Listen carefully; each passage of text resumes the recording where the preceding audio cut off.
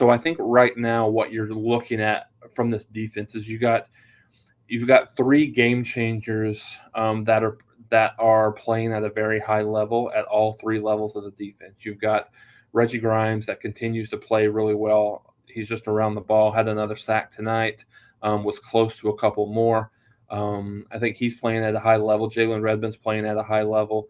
And then you've got Danny Stutzman that's playing really, really well from a linebacker spot. And then you've got Billy Bowman that's playing well in the at that safety spot. So you again that what they've done over these first two games, they've given up some yards, but they've not really given up a lot of points. As I mentioned, the three field goals and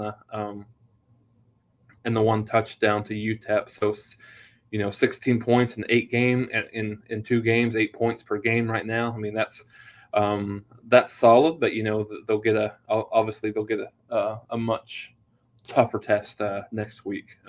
Those of you that are following it, actually, Nebraska, Georgia Southern, and Nebraska are tied at 35 right now. Looks like Georgia Southern's about to maybe kick a field goal here. They're like 4th and goal. I don't know if they'll go for it or not. 4th and goal at the 1 or 2 yard line. So, like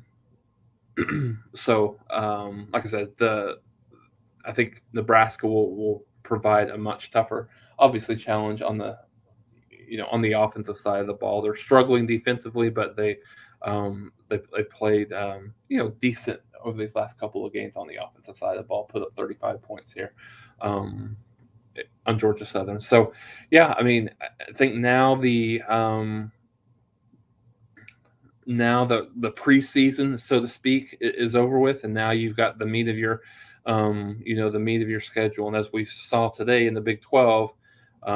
Kansas beating West Virginia, the Texas, playing much better against Alabama than anyone, really gave them credit for. And so the Big 12 is showing itself to be very, very competitive, very, it's open, very open, and, kind of an even conference this year, more so than it's been in the past. I know that Oklahoma State is in a relatively close game right now with Arizona State.